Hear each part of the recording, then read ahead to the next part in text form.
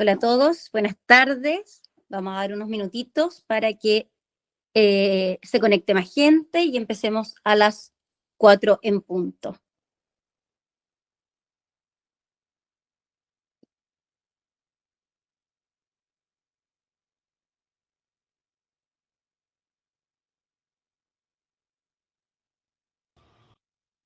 Hola, buenas tardes. Hola, buenas tardes.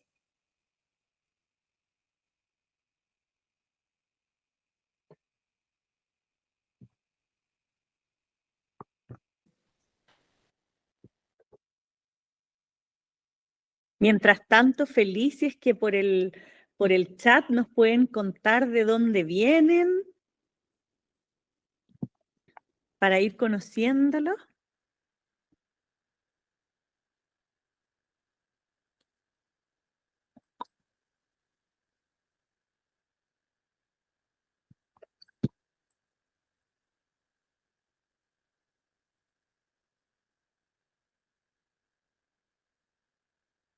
Hola a todos, buenas tardes. Estamos dando unos minutos para empezar puntualmente a las 4 nuestro círculo de liderazgo.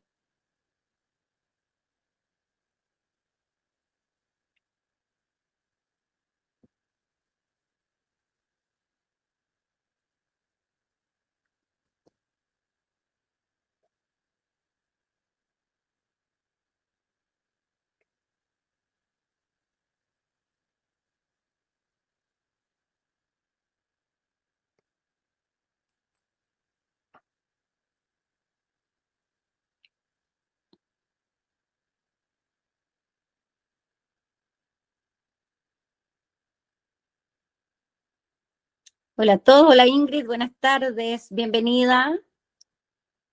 Feliz que nos vayan escribiendo en el chat de qué colegio, de qué liceo, de qué institución son para saber bien quiénes nos acompañan hoy día.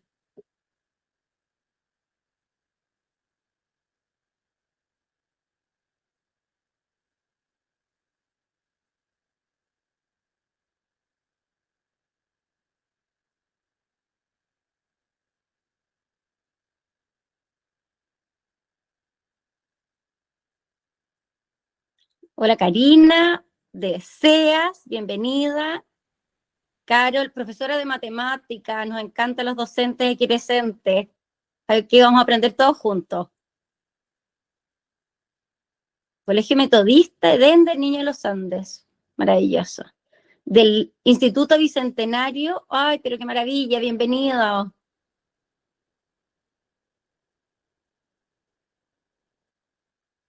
Colegio del Niño Jesús de Talagante, bienvenida Juana. Vamos a ir dando la bienvenida a quienes se están integrando ahora. Hay unas caras conocidas además que les tenemos mucho cariño. Buenas tardes de Viña Friendly High School, Departamento de Matemáticas del Colegio María Auxiliadora, Colegio Instituto Presidente Razzuri. Maravilloso tener tanta diversidad de instituciones, colegios, liceos, que nos une el interés por la enseñanza de las matemáticas. Así que bienvenidos y bienvenidas. Fran del Valle, Colegio CRE Cerro Navia, bienvenida Francisca. Ángela del Betterland, Centro Educacional Alberto Hurtado, del Colegio Bichuquén de Curicó. Nos encanta que nos acompañe gente de regiones, desde la CIP, del Colegio Bicentenario Pedro Apóstol, de Puente Alto, bienvenida. Maravilloso tenerlas a todas y a todos aquí presentes. Instituto del Mar Bicentenario Capitán Williams, bienvenido. Colegio Martínez de Rosas de Peñalolén, Aisna, bienvenida. Bien. Me encanta hacer webinar con profesores porque los profesores siempre llegamos puntuales. Qué maravilla eso, ¿no? Eso es uno de los plus de trabajar con docentes. Y les vamos a dar hoy día la bienvenida a nuestro círculo de liderazgo. Vamos a partir puntuales, dado en honor a quienes se conectaron incluso unos minutitos antes. Y hoy día vamos a tocar un tema que nosotras que acompañamos equipos directivos en liceos, en colegios, en escuelas, vemos que surge como una inquietud y una preocupación enorme. Vemos que los equipos directivos están muy preocupados por las brechas que tenemos en los aprendizajes de las matemáticas, que se van acumulando año tras año y finalmente cuesta mucho abordar y no sabemos muy bien cómo apoyar a nuestros profesores. Vemos que estudiantes no manejan conocimientos básicos, niños en octavo, en primero medio, que no se saben bien las tablas, que no saben calcular un perímetro. Y vemos también que es muy difícil para nosotros, como líderes escolares, hacer seguimiento a el progreso de los estudiantes, cómo ir evaluando y cómo ir sabiendo y verificando que los contenidos, que los aprendizajes, que las habilidades van quedando bien asentados y vamos construyendo este edificio que es el aprendizaje de las matemáticas.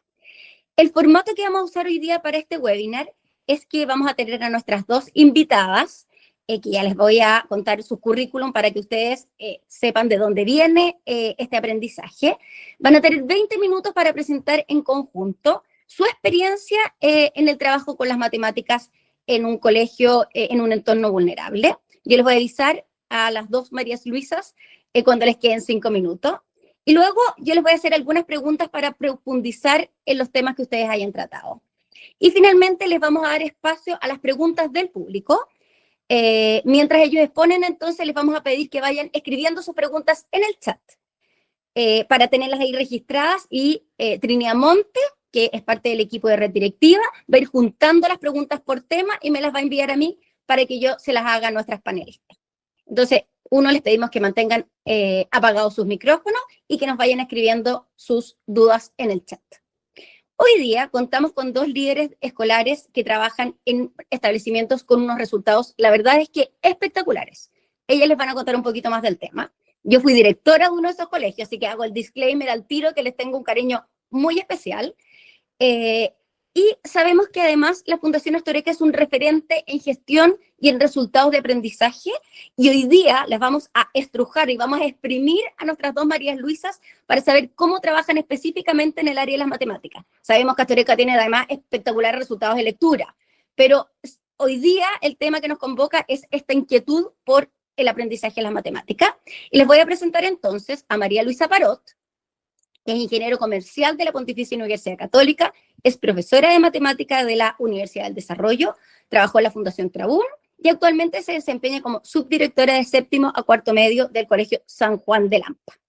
Y tenemos también aquí a María Luisa Tornero, que es profesora de Educación Básica con mención en Matemáticas de la Pontificia Universidad Católica, es magíster en Educación en la Universidad de los Andes y actualmente se desempeña como subdirectora de quinto octavo básico en el Colegio San Joaquín de Renca. Tenemos, por lo tanto, dos expertas en matemática en distintos colegios de la Fundación Astoreka y estamos felices de tenerlas acá. Entonces le vamos a pedir primero entonces a nuestras expositoras que procedan con su presentación. María Los Ángeles ahí nos va a compartir su PowerPoint para que nos vayan contando de su experiencia en el trabajo con las matemáticas. Hola a todos, bienvenidos. Muchas gracias por unirse a este webinar. La verdad es que gracias también a Red Directiva por invitarnos y darnos la oportunidad de mostrar lo que hacemos en nuestro colegio, que la verdad es que nos encanta realmente lo que hacemos día a día y es una gran oportunidad poder mostrarlo a otros. Vimos también que había gente de región y eso también es buenísimo porque al final todos estamos aquí con un mismo propósito, que es aprovechar al máximo el potencial de nuestros estudiantes y qué mejor manera que este momento para poder transmitírselos a todos. Antes de contarles un poco qué hacemos específicamente, nos gustaría mostrarles qué es la Fundación Astoreka y cuáles son los resultados que hemos tenido a lo largo del tiempo. La Fundación Astoreka nace con el objetivo de entregar educación de excelencia a colegios de sectores vulnerables. Este año cumple 35 años desde su fundación y es un referente en educación en Chile, como comentó la Maida previamente. Ahora les voy a mostrar sus resultados. Ya, acá podemos ver que en sus resultados, tanto en el CIMSE como en la PAES, ha ido logrando su propósito a lo largo del tiempo. Es muy importante mencionar que estos resultados al final no son algo de un solo año, sino que son resultados que se han mantenido desde su inicio y al final habla del trabajo que realizan cada uno de sus profesores con sus equipos para efectivamente lograr el objetivo que es que los alumnos aprendan. Ahora les quiero mostrar también los resultados de segundo medio. Y en esta diapositiva podemos ver cómo en los distintos niveles logramos excelentes resultados en el CIMSE. Estamos por sobre el nivel nacional en todos los cursos y siempre nuestro punto de comparación han sido los colegios de nivel socioeconómico alto, porque como vamos a ver también en la diapositiva de los resultados de la PAES, nosotros como fundación al final creemos firmemente que todos nuestros alumnos pueden aprender y decidir qué quieren para su futuro, que al final es lo que nosotros respalda el trabajo que hacemos día a día con cada uno de ellos. Ahora con estos resultados al final ustedes se van a preguntar qué es lo que nosotros hacemos y qué estrategias usamos en Astoreca para efectivamente lograr estos resultados. Bueno, primero que todo, para lograr estos resultados, creemos fundamental asegurar el aprendizaje desde los niveles iniciales, ya que como sabemos, matemática, y como comentaba la Mayda también, es un aprendizaje en cadena, por lo que si no se sientan correctamente las bases, después va a ser muy difícil superar las brechas de aprendizaje, que es un gran tema que tenemos hoy en día. Y por esta razón, la Fundación tiene sus propios programas desde prekinder hasta cuarto básico. En kinder usan el programa de Barata Lorton y de primero a cuarto básico tienen su propio programa de matemáticas con sus respectivos libros. Y ya de quinto a cuarto medio, nuestros profesores hacen sus propias planificaciones que se basan en el currículum nacional. Usamos, cuando creemos pertinente, el libro del ministerio y además lo vamos complementando con guías hechas por cada profesor. ¿Y cómo se estructuramos el año? Al final del año anterior, cada profesor va a hacer una calendarización anual donde va a definir cómo va a distribuir cada uno de los objetivos de aprendizaje y los indicadores de evaluación de manera de organizarlos clase a clase. Y además, algo que nos distingue de otros colegios es que nuestros profesores planifican clase a clase, son planificaciones hechas por ellos y que tienen una estructura muy clara, que es hacer ahora presentación del contenido, modelaje, práctica guiada, práctica independiente y ticket de salida.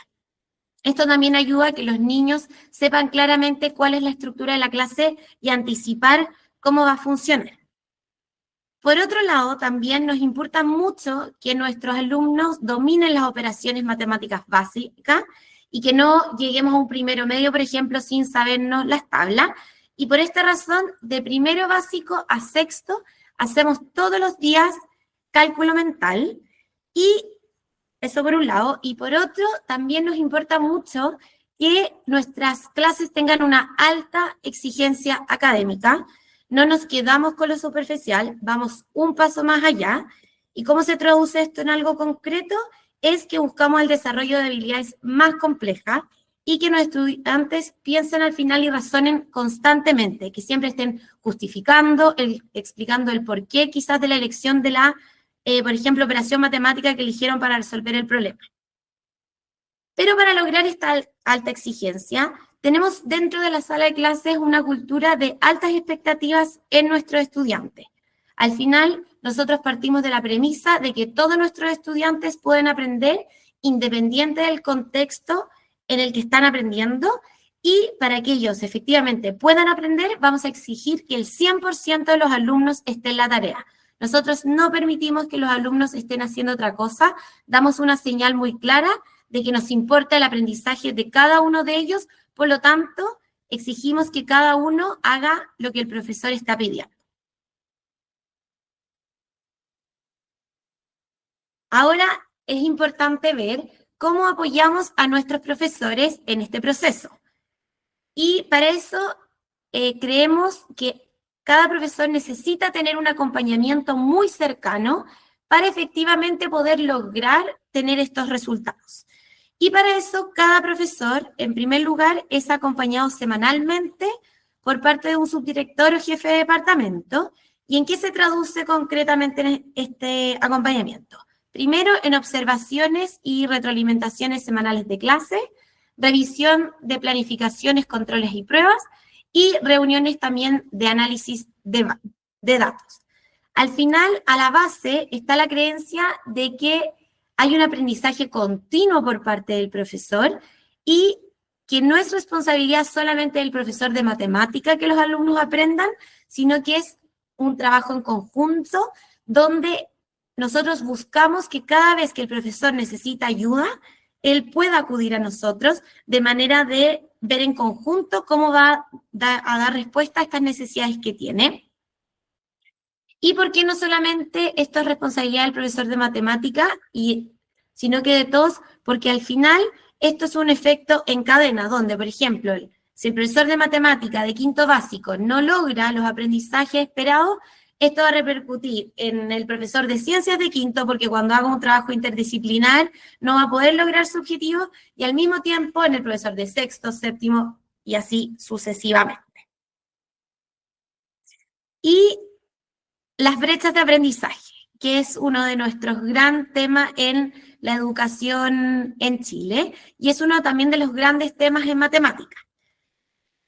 Al final nosotros primero queremos prevenir estas brechas en lo más posible, entonces para eso en la Fundación evaluamos constantemente a los alumnos y en matemática vamos a hacer controles semanales y al mismo tiempo realizamos pruebas de unidad.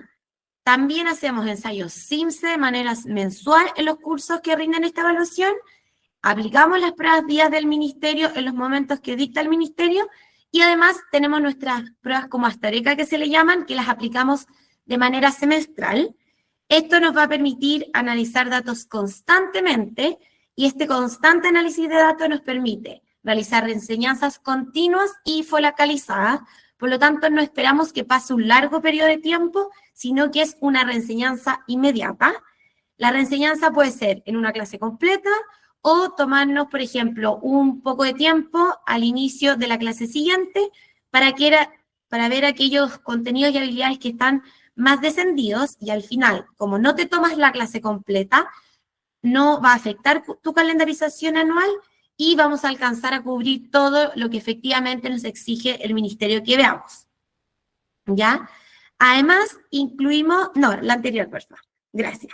Además, vamos a incluir tanto en las clases como en las evaluaciones contenidos fundamentales de unidades anteriores. Por lo tanto, nuestros alumnos están acostumbrados a trabajar continuamente todos los contenidos que han ido viendo durante el año, obviamente los más basales y fundamentales para las matemáticas, y así en el fondo están practicando constantemente lo mismo. Y hasta octavo básico, sobre todo, se trabaja con los alumnos más descendidos de una manera más particular y además buscamos estar en constante comunicación con los apoderados y los estudiantes sobre los resultados que van obteniendo, de manera que ellos también se hagan cargo y sean responsables y vayan viendo cómo es su progreso a lo largo del año.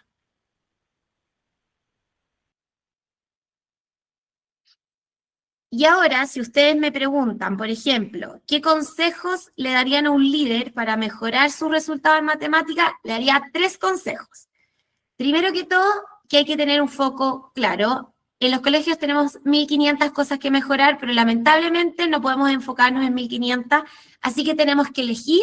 Y en la Fundación Astoreca elegimos la enseñanza de matemática y lenguaje porque creemos que son la base para el aprendizaje. En segundo lugar, los líderes deben tener una presencia constante en la sala de clase. Nos pasa muchas veces que el equipo directivo está mucho en la oficina, pero necesitamos estar viendo constantemente qué está pasando, qué dificultades están teniendo los niños, qué problemas están teniendo nuestros profes, cómo podemos ayudar de manera de poder dar soluciones más inmediatas y no esperar hasta cuando ya es tarde. Y en tercer lugar, yo les diría una cultura de altas expectativas, donde no existe el no, profe, es que yo no puedo, es que no me resulta. Nosotros creemos que todos nuestros niños pueden aprender y esta premisa es compartida por toda nuestra comunidad y por lo tanto nosotros queremos lograr que todos nuestros niños logren lo que se propongan y puedan decidir por ellos mismos qué quieren hacer para su futuro. Bueno, hola a todos. Muchas gracias por la invitación también y por la presentación que acaba de hacer la Lucha. Ella les contó cómo en básica se instalan estas primeras bases sólidas en matemáticas, con una cultura y una estrategia muy, muy clara. Y yo quiero tomar esa posta y compartirles qué pasa después en Astorica. O sea, cómo seguimos fortaleciendo la enseñanza en séptimo y octavo y también en educación media, porque sabemos que nuestro desafío es muy grande. Queremos preparar a estudiantes que muchas veces son los primeros de sus familias en soñar con la educación superior, y ahí la matemática tiene un rol muy, muy decisivo. Y sabemos que alcanzar buenos resultados de manera consistente nunca es producto de una sola cosa, así que lo vamos a entender como una mezcla de tres componentes que se potencian mucho entre sí. Los líderes del colegio, que la Lucha habla un poco de eso, los profesores, y por último, los propios estudiantes. Y cada uno obviamente cumple un rol súper distinto, pero comparten un mismo espíritu. Como dijo la Lucha, de tener alta expectativa, porque creemos muy firmemente que nuestros estudiantes pueden llegar más lejos de lo que imaginan. Así que, si bien nunca hay una sola cosa, una receta mágica, creemos que la forma en que van interactuando estos tres actores del colegio es muy importante. Así que voy a partir por los líderes. En Astorica, los líderes, o sea, el equipo directivo, los jefes de departamento, de matemáticas especialmente, tienen una meta muy, muy clara, que es que queremos que nuestros estudiantes lleguen a la educación superior. Ese es nuestro norte y lo que va entonces orientando nuestras decisiones pedagógicas. Y creemos que eso tiene una consecuencia muy inmediata, que es que los niños tienen que rendir una muy buena PAES, tanto de M1 como de M2. Y por eso, en nuestro colegio, en nuestros colegios de Astorica, la PAES no es un tema exclusivamente de tercero y cuarto medio, sino que es algo que se ve desde séptimo básico. Y eso obviamente implica algo muy desafiante, que es que los objetivos de aprendizaje se enseñen con un estándar mucho más alto. ¿Y cómo lo hacemos como líderes? En primer lugar, tenemos que asegurarnos de que el currículum se cumpla por completo, y en segundo lugar, no solo eso, sino que hay que enriquecerlo, o sea, hay que elevar el nivel de esos contenidos y generar entonces una cultura interna donde todos tengamos muy claro hacia dónde vamos, cuál es ese foco, cuál es ese norte. Entonces, un ejemplo, cuando revisamos el plan de estudios, no solo verificar que esté cubierto, sino que preguntarse explícitamente si ese contenido está preparando a los niños para la PAES. Y si la respuesta es que no, entonces hay que ajustarlo. Y esa revisión tiene que tener un espacio y un tiempo determinado, porque como el tiempo en los colegios es muy escaso, lo que no está en el calendario, entonces no se hace. Y nuestro segundo actor ahí, muy importante, los profesores. Creemos en Astorica que nuestros profesores tienen que ser planificadores muy rigurosos, porque enseñar a nivel de PAES en séptimo o en octavo no es fácil. Requiere obviamente un muy buen diseño, acompañamiento, mucho trabajo colaborativo. Entonces, en Astorica hemos intentado instalar distintas rutinas de planificación y sistemas que nos permitan llegar a ese stand. Como dijo la Lucha, cada clase se planifica con claridad y con mucho detalle, o sea, sabemos exactamente qué objetivo queremos lograr y cómo se va a evaluar. Todas las semanas tenemos reuniones de coordinación donde se revisa este material, se discuten estrategias y se ajusta la enseñanza si es necesario. Y además, acompañamos a los profesores en la preparación de clases difíciles, porque sabemos que enseñar difícil es un arte y requiere apoyo. Y además, lograr esto en la práctica obviamente tiene sus desafíos, porque una cosa es planificar algo desafiante, y otra cosa es que los estudiantes alcancen ese objetivo en una clase de 90 minutos. Por eso, en cada clase de matemáticas estoy hablando, buscamos que existan ciertos elementos que ya son parte de nuestra cultura y rutina, y creemos que aportan a ese desafío. Como mencionó también la Lucha, hacemos hacer ahora, que son ejercicios al inicio de la clase, que nos muestran si los estudiantes tienen las herramientas previas, las herramientas bases para abordar la clase, y también que nos permite corregir al tiro cualquier brecha que pueda existir. Además, creemos que es importante modelar con claridad, es decir, cuando hay un contenido nuevo, que el profesor muestre un paso a paso de cómo se resuelve. También damos muchas instancias de práctica independiente, porque sabemos que matemáticas se aprende haciendo, y el profesor acompaña muy de cerca, con retroalimentación inmediata, y hacemos trabajo en espiral, lo que significa que estamos volviendo constantemente a contenidos previos. O sea, una clase puede tener un objetivo A, pero en algún momento de esa clase vamos a volver a algo que se dio hace algunos meses o años atrás, y también evaluamos de manera acumulativa. Creemos que estas cosas van haciendo que esto tan difícil se vuelva alcanzable y que los estudiantes descubran que sí pueden lograr. Y el tercer pilar de todo este engranaje serían los estudiantes, obviamente, y el rol que juegan ellos acá es muy importante, y es que tienen que practicar constantemente y tener mucha responsabilidad sobre su propio aprendizaje. ¿Y cómo vemos esto en la práctica? Primero, nuestros estudiantes hacen tareas, completan carpetas y también tienen cuadernos muy, muy ordenados. Como dijo la Lucha, son evaluados muy frecuentemente, pero no para llenarlos de notas, sino para que tengan esta retroalimentación constante. Además, intentamos de que en cada prueba o ensayo importante reciban porcentajes de logro por tema, ya sea por grupo, por curso o individual, para permitirles identificar sus fortalezas, oportunidades de mejora. O sea, en otras palabras, no solamente que manejen notas, sino que manejen datos concretos de su aprendizaje que los orienten en cómo seguir mejorando. Los niños tienen que retroalimentar sus evaluaciones, gracias, revisar en detalle sus errores, volver sobre ellos y corregirlos. De esta manera, entonces, no solamente son los profesores que les dicen les fue bien, les fue mal, sino que son ellos que aprenden a preguntarse qué me faltó, qué debo reforzar. Y todo esto, que los niños en el fondo logren esto, lo logren hacer, requiere obviamente sistemas y procesos que den espacio al análisis de datos que entregan las evaluaciones. Los profesores con sus jefaturas de departamento tienen que tener tiempo asignado para el análisis de las evaluaciones, y también en Astoreca tienen metas personales con relación al aprendizaje de sus cursos, y también tienen clases especiales designadas para entregar retroalimentación a los niños. Entonces, en resumen, ¿qué les podría contar sobre lo que estamos haciendo en Astoreca ya desde los cursos mayores, desde media? Les diría que primero tenemos a todos nuestros líderes con el foco muy claro, que es preparar a nuestros estudiantes para la educación superior. También a profesores que planifican muy rigurosamente, siempre elevando el estándar, y estudiantes que practican, se evalúan, retroalimentan y aprenden a hacerse cargo de su aprendizaje. Entonces, lo que buscamos no es solamente que rindan una muy buena prueba, sino que siempre descubran que puedan ir más allá de lo que ellos creían. Así que nuestra meta siempre va a ser enseñar un poquito más difícil, convencido que con esas altas expectativas y obviamente con trabajo constante, los estudiantes entonces logren mucho más de lo que ellos imaginaban. Eso, era para cerrar. Muchas gracias a las dos Marías Luisas.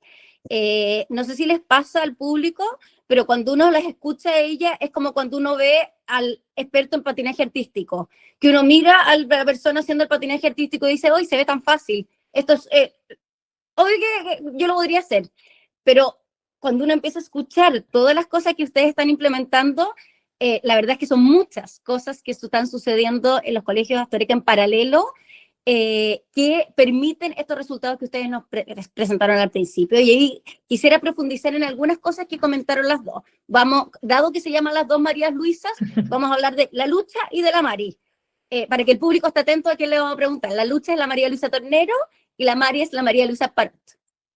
Entonces, partiendo con el tema de cómo trabajar desde el liderazgo, algo que tú me comentaste sobre que los profesores planifican, los profesores calendarizan.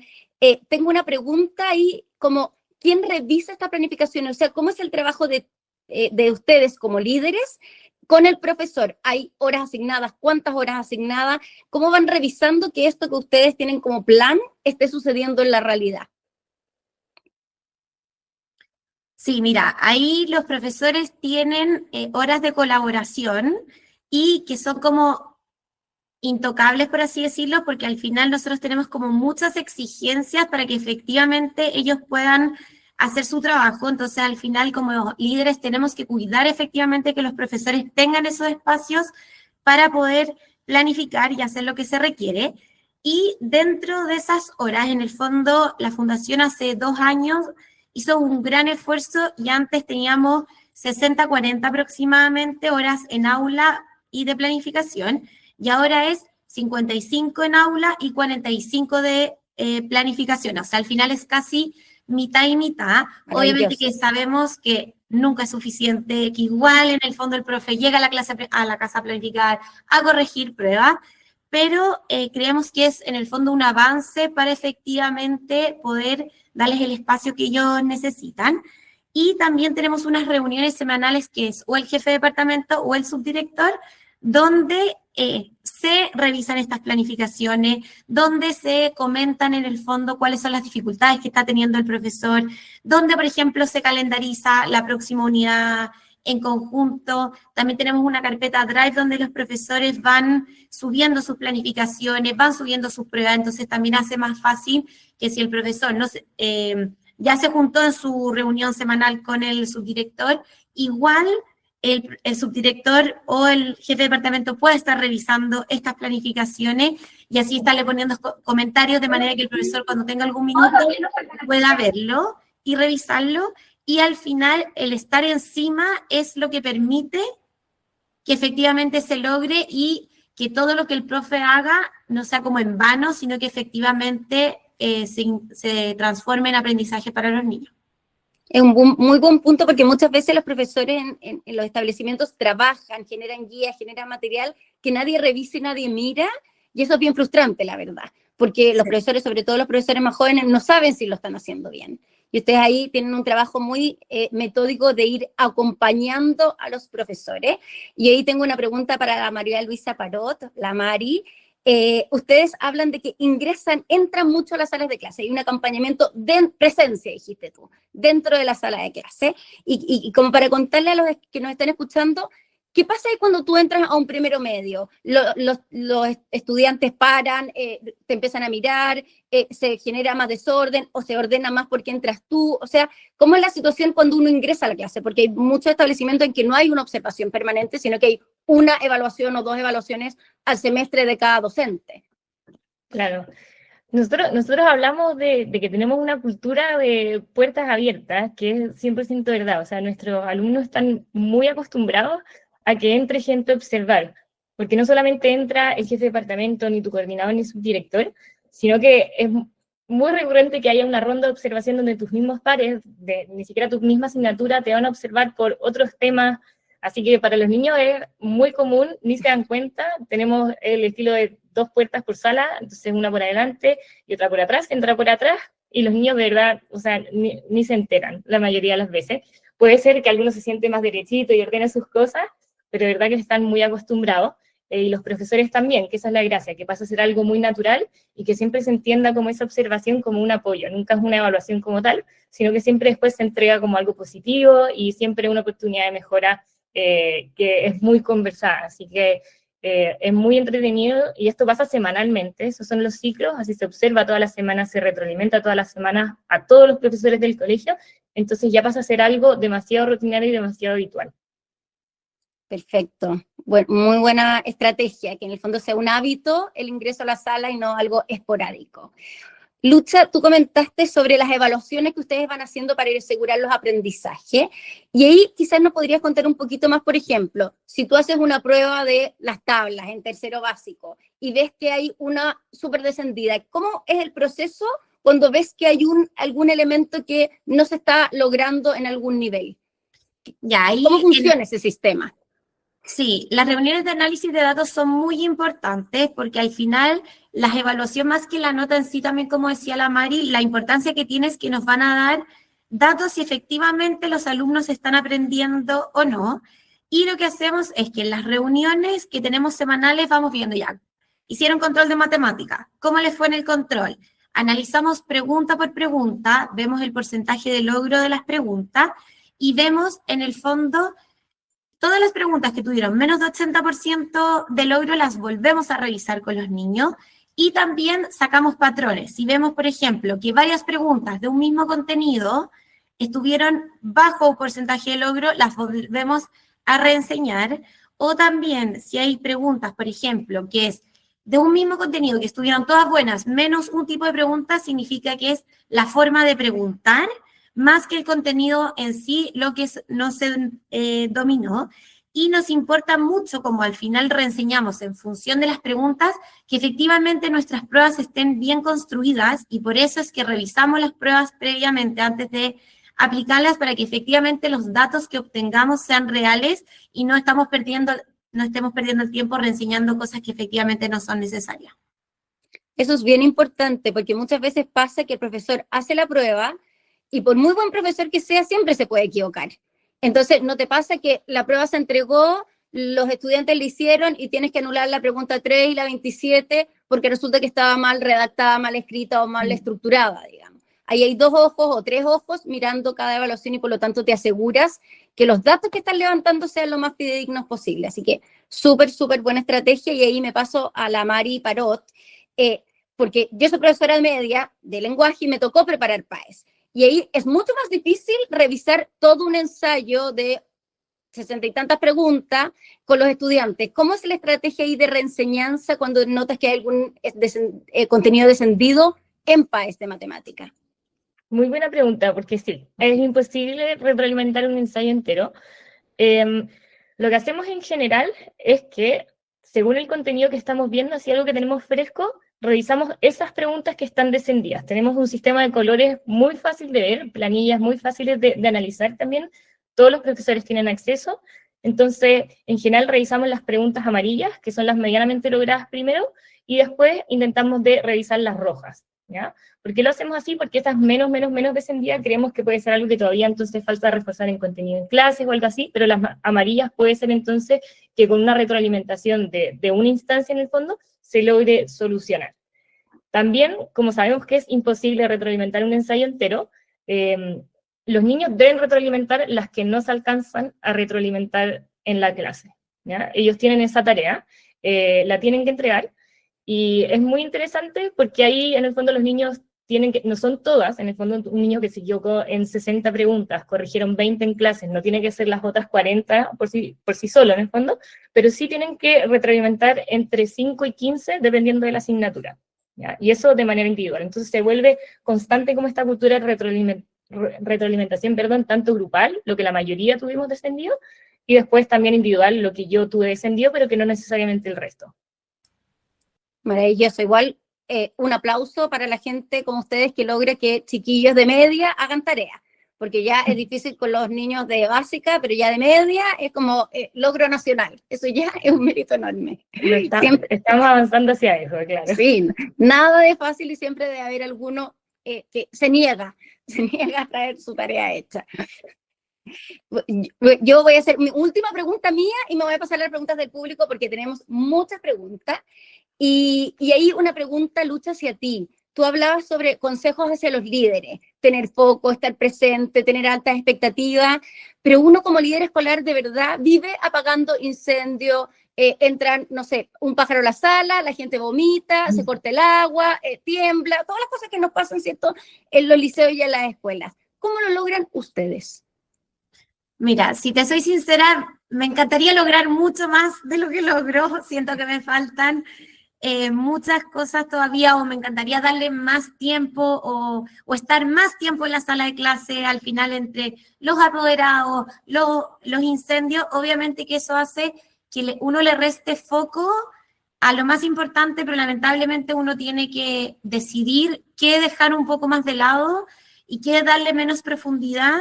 Y al final, al hacer esa elección, es donde uno, y por eso al final está el tema del foco claro, porque al tener el foco demasiado claro, es donde voy a poner mis fichas, porque lamentablemente siempre la cantidad de gente es poca, la cantidad de cosas que pasan son demasiado, el recurso humano también es muy escaso, y el económico más todavía, y sobre todo en el fondo en la mayoría de los colegios donde uno trabaja. Entonces es seleccionar qué hacer, qué priorizar, y es la matemática, es el lenguaje, es estar en la sala y estar constantemente arriba de los niños y acompañando a los profes. Excelente, hay que dejar ir, y eso es un luto que tenemos que hacer todos los líderes escolares. No podemos todo porque no somos superwoman ni superman. Tenemos 1 millón de millones de preguntas del público. Esto es como una luz de preguntas, pero voy a ir tratando de hacer grupito y para ir respondiendo a las inquietudes que tienen quienes se nos han conectado. Estamos con más de 70 personas aquí en línea. Y ahí preguntan un poquito sobre cómo son sus estudiantes. Ahí vean ustedes quién responde. Por ejemplo, nos preguntan si ustedes seleccionan a los estudiantes, porque cuando uno ve esos resultados, uno dice, chuta, aquí hay una selección, o no hay niños con necesidades educativas especiales. ¿Nos podrían contar un poquito cómo son los alumnos y alumnas de los colegios Astoreka? ¿Voy yo? Dale, Lucha. Primero que todo, nuestros alumnos son lo máximo, o sea, son exquisitos. Llevo 11 años trabajando en el colegio y de verdad es que todos los días me sacan canas verdes, pero al mismo tiempo me mato de la risa. Y nuestros niños son iguales que en cualquier otro colegio. Nosotros no seleccionamos y antes de que existiera en el fondo la prohibición de seleccionar, tampoco lo hacíamos, porque al final es súper fácil tener muy buenos resultados cuando tengo al 10% mejor de la población, así en verdad no hay aprendizaje, no hay enseñanza, es simplemente material humano, como podríamos decirlo. Así que nada, decirles que nuestros niños son iguales como en todas partes. Tenemos familias comprometidas, un poco más, un poco menos, también igual que en cualquier colegio, y por lo tanto al final el trabajo que se hace es directamente con nuestros estudiantes. No contamos quizás como con los colegios particulares, que hay la clase particular, que el especialista, etcétera, sino que en verdad es lo que el niño aprendió en el colegio es lo que el niño va a aprender. Porque no podemos al final pasar que lo que el niño, las tareas que haga en la casa o el estudio que haga en la casa, porque nadie nos asegura que efectivamente eso va a pasar. Y el tema de los niños con necesidades educativas especiales, la verdad que es un tremendo tema, igual que en la mayoría de los colegios hoy en día. Es un gran desafío, es un tema que estamos como en desarrollo, que todavía no podemos darle una respuesta. Me encantaría decirles, tengo la solución, y la verdad es que no es así, ya que al final cada uno de estos niños con necesidades educativas especiales tiene distintas dificultades, pero al final, ¿qué hacemos? Nosotros con estos niños tenemos las mismas expectativas que con el resto, por lo que al final buscamos que desarrollen su potencial al máximo, como lo haríamos con cualquier otro.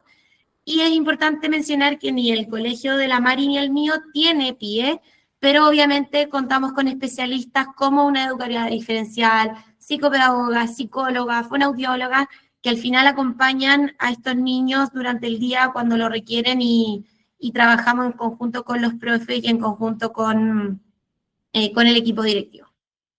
Súper interesante entonces para que todos sepamos, o sea, los colegios Astoreka funcionan con el sistema de admisión escolar, con el mismo SAE, con que funcionamos todos.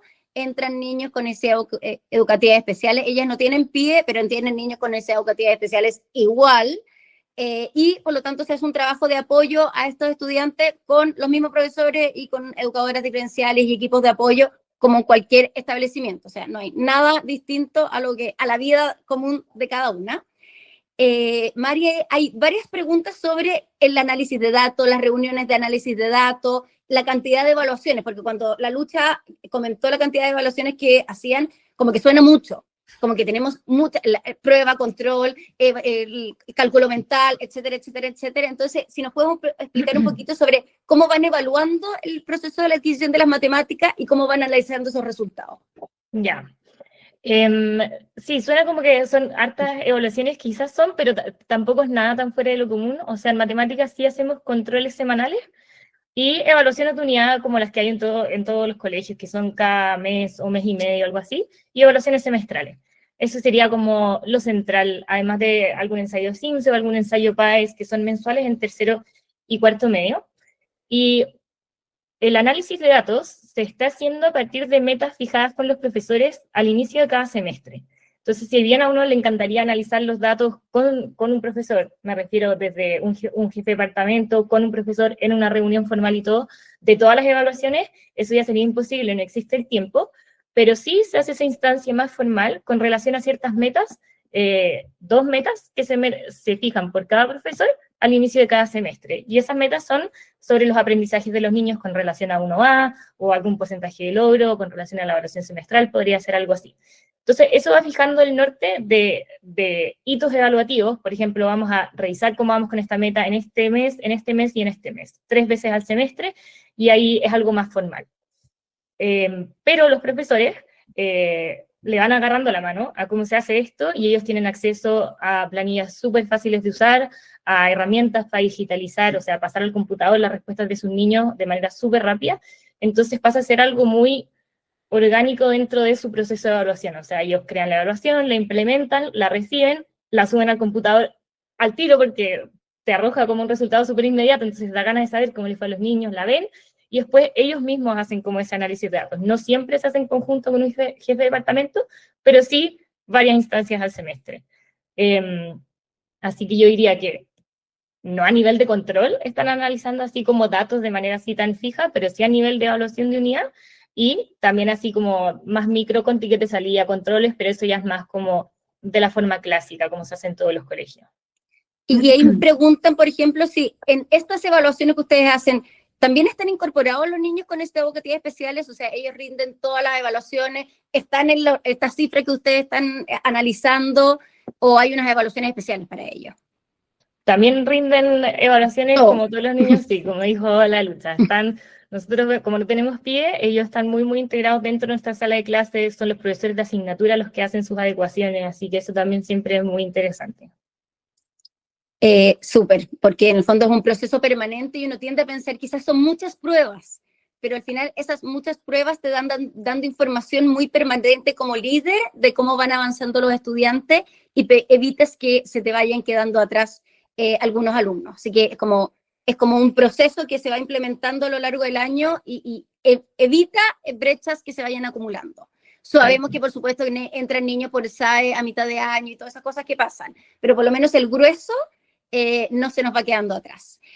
Lucha, hay muchas preguntas sobre el tema del acompañamiento y de las observaciones de clase, porque tú dijiste, vamos todas las semanas, y uno dice, wow, explícanos un poquito cómo acompañan a los profesores tanto. Bueno, primero partimos de la base que esto es un aprendizaje continuo. Nosotros en general contratamos profesores recién egresados, por lo tanto también tenemos que hacernos cargo de esa formación, y además que el modelo Astoreca es muy claro sobre cuáles son sus expectativas, por lo tanto al final como colegio y fundación tenemos que dar las herramientas para que efectivamente el profesor pueda lograr para que efectivamente logre estos resultados de aprendizaje. Entonces lo que hacemos es que observamos 15 minutos semanales al profesor. Hay gente que en el fondo se agenda todos los lunes a las 10, efectivamente ir a observar matemáticas séptimo básico, o hay profesores, subdirectores que prefieren en el fondo el lunes a las 10, el miércoles a las 11:50, pero siempre son 15 minutos porque al final obviamente que no es viable hacer observaciones de 30, 40 minutos. De 90 minutos, inviable. Efectivamente, sobre todo con la cantidad de profesores que uno tiene a cargo. Nosotros nos basamos en la trayectoria de Paul Van Brik, donde tiene como dos ámbitos, que es lo que se refiere a gestión de aula y a rigor académico. Y una vez que el subdirector fue a observar, y durante la observación en el fondo lo que uno hace es tomar muchas notas de lo que va observando, tiene que ser como de manera objetiva, de manera de luego poder dar retroalimentación basada en hechos concretos. Habían 5 niños que efectivamente no tenían la guía, habían 3 niños que tenían el ejercicio malo y que tú te acercaste y efectivamente no corregiste ese ejercicio. Y es luego, muy detallada la observación en ese sentido. Efectivamente, de manera que el profesor no se quede con la sensación de que yo le diga, oye, Maida, habían un montón de niños que no estaban trabajando en tu clase, pero ¿qué es un montón? Un montón, son 5, son 10, son 20, es la mitad, es la mayoría. Entonces la idea es que en el fondo el profesor sienta que esto no es un ataque, sino que al contrario es un acompañamiento donde en base a hechos reales y sin juicios de valor, yo lo estoy ayudando para mejorar. Y por eso siempre partimos con una felicitación de algo que hizo bien, que es destacable de su clase, y también le damos una acción de mejora, que es una acción de mejora chiquitita. Si yo le digo algo que es muy grande, es muy poco probable que el profesor lo pueda implementar para la próxima clase. Por lo tanto, al final es una acción pequeña y es la de mayor impacto, porque al final uno en una clase tiene 1000 cosas que mejorar, pero al final yo como subdirectora tengo que pensar cuál de esas 1000 cosas efectivamente es la que va a ser más apalancadora y va a tener un mayor impacto en el aprendizaje de los alumnos. Y a la próxima observación me fijo que efectivamente el profesor esté aplicando esa estrategia, y en el caso de no hacerlo, oye, la sesión pasada nosotros vimos esto, ¿por qué no lo pudiste lograr? ¿Cuáles son las dificultades que estás teniendo para aplicarlo? Etcétera. Súper. ¿Y te pasa que a veces tienes que tomar tú la clase? Dinos la verdad. Bueno, Cuando me el profesor pican no los lo dedos, logra. Así, pero no yo sale soy- de acá, no sale de acá, no le vamos a gustar a nadie. me pican los dedos, pero porque yo soy muy intensa y tengo el alma de profe, entonces me gusta mucho intervenir y los niños también están acostumbrados a eso, de que nadie me mira raro cuando en la mitad de la clase le digo, oiga, profe, todavía hay gente que no ha sacado la guía, no podemos partir trabajando. O, profe, ¿qué pasa si lo vemos de esta manera? Yo vi que hay niños que pusieron esta respuesta, porque esa respuesta no es la correcta, de manera de que, y los profes, bueno, obviamente que a principio de año yo les anticipo mi intensidad respecto a la clase, y que en el fondo que esto en ningún minuto es para pasarlos a llevar, sino que es para hacer una como retroalimentación en tiempo real, de manera que ellos vean que en conjunto vamos mejorando esto y que también los niños están súper acostumbrados a que uno intervenga y que al final no es, oh, la profe, no, al contrario, es como súper natural en la clase. Es una buena estrategia también para normalizar el error, porque la profesora puede necesitar ayuda, los estudiantes pueden necesitar, todo el mundo puede necesitar ayuda y hay como una cultura de que aquí todos aprendemos y no pasa nada si a mí me dicen puedo hacerlo mejor. O sea, es una buena Sí. estrategia. Hay varias preguntas, tengo que hacer un paréntesis, que preguntan cuántos niños tienen en la sala, porque toda esta 40. maravilla se hace con 2 niños, No, 42. 45 en algunos cursos. Todo puede suceder ya, entre 42 y 45. O sea, esto es como cualquier escuela de este país y es posible. Y eso es como lo que ustedes nos están transmitiendo. Mari, me preguntan, una profesora de matemática muy seca, que yo le tengo mucho cariño, sobre enriquecer el programa. La Javiera Mella ahí me está haciendo la pregunta de, tú hablaste de enriquecer el currículum. ¿Qué significa eso? ¿Cómo se entiende? Ya. Es Bueno, porque le tengo barra a alguna gente que está aquí presente. ¿eh? Porque eso soy lo inventé profesora. yo. Enriquecer fue como traté de explicarlo, pero lo que me refería con eso es que cuando nos basamos solamente en lo que tenemos disponible como el objetivo grande, el OA, me refiero, o el texto escolar, que está muy bueno y muchas veces nos basamos en eso para partir, nos quedamos cortos si es que nuestro norte es llegar a una M2, por ejemplo. Porque hay OAs que solamente se ven en octavo básico, primero medio, y que después los niños no lo van a retomar hasta estar en cuarto medio cuando tengan que rendir esa prueba que sabemos que es muy, muy difícil. Y O también sea, lo vieron en octavo y se les olvidó Claro. para siempre. Sí, entonces enriquecerlo yo lo veo como tomar de estándar, en el fondo de vara, de meta, ese nivel, como lo preguntan ahí, que muchas veces es mezclarlo con algo que es de números, está mezclado con algo de álgebra, por ejemplo, preguntar de distintas formas. Nosotros en mi equipo siempre pensamos en cómo esta pregunta la puedo hacer con números, con letras, con una imagen, con un gráfico y con una tabla.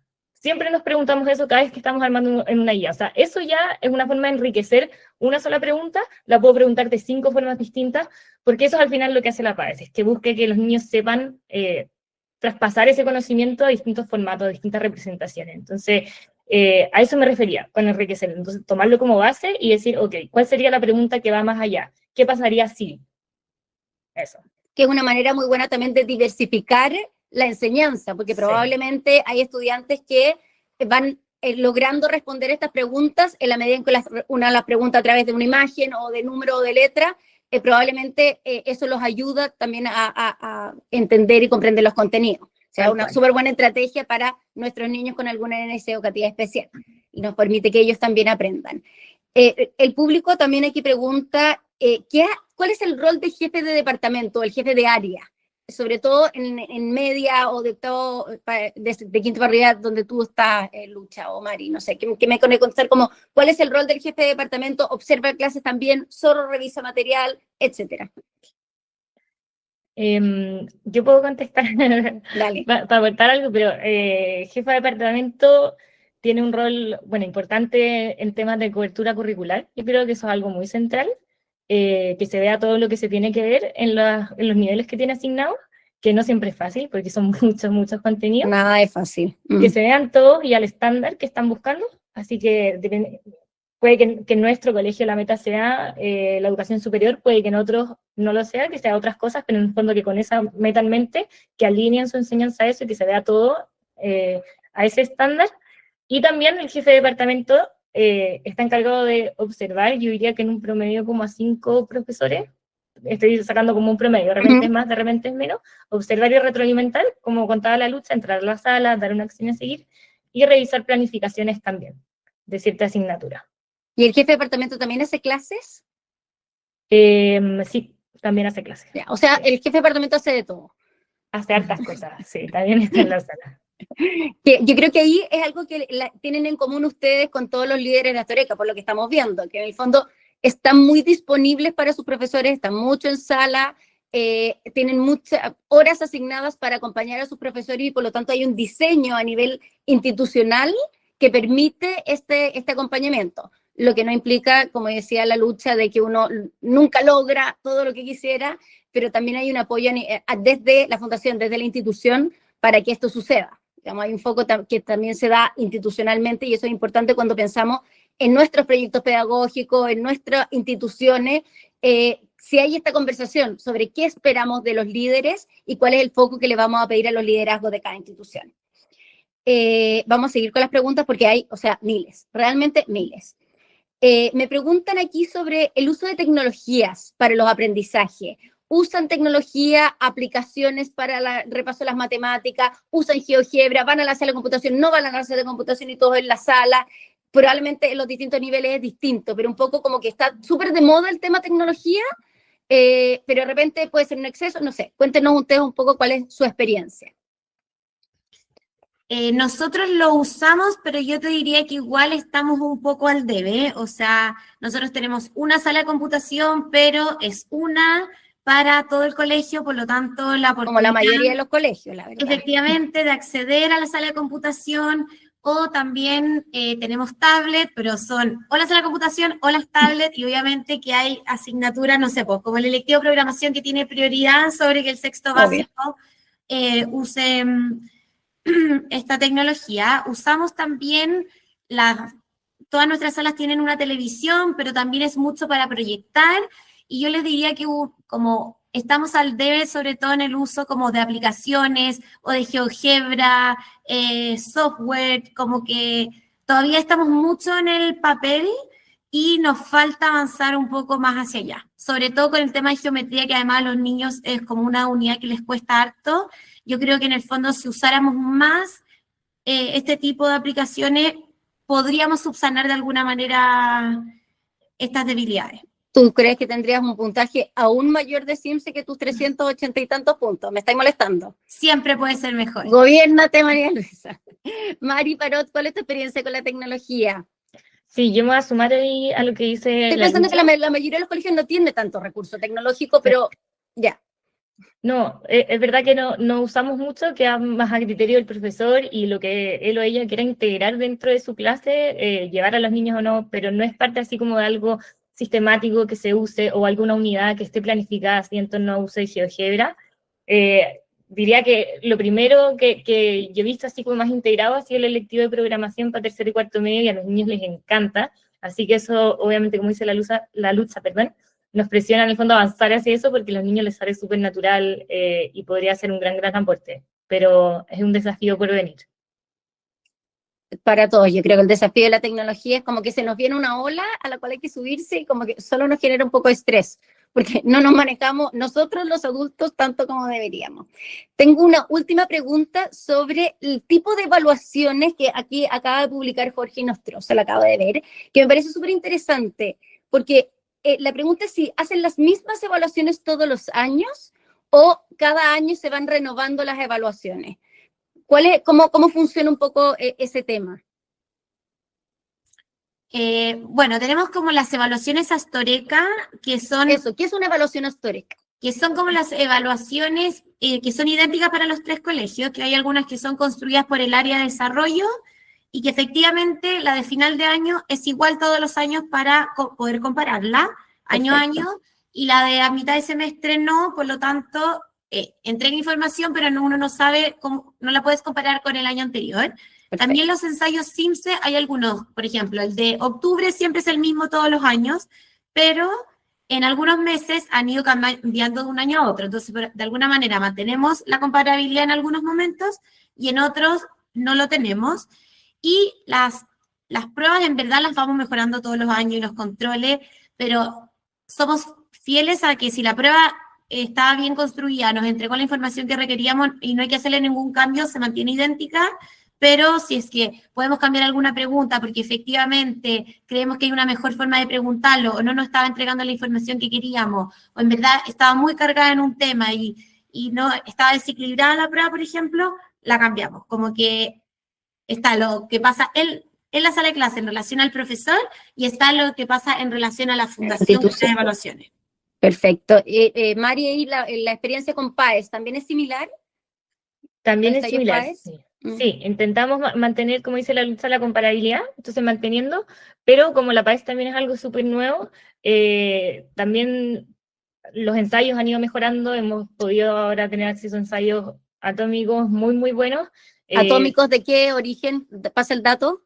De Pilar Heusler. Ella nos da nuestros ensayos de matemáticas. Bueno saberlo. Sí, muy experta en preuniversitario. Son difíciles, son súper desafiantes, así que los niños están ahí muy desafiados todo tercero y cuarto medio para que la PAES les salga mucho más fácil. Esa es la idea. Buenísimo, excelentes datos.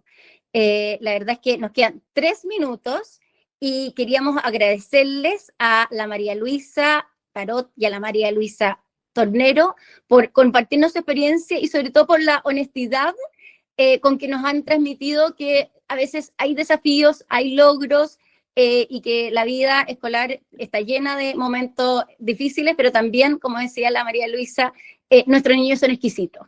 Y yo creo que a todos nos pasa un poco lo mismo. Queremos mucho a nuestros estudiantes y queremos que, por supuesto, todos logren las metas que nos hemos trazado y ahí cada establecimiento tiene su proyecto educativo y el de ustedes es tremendamente desafiante porque la fuerza a que sus estudiantes lleguen a la universidad o a la educación superior y por lo tanto es tremendamente difícil lo que ustedes se han propuesto.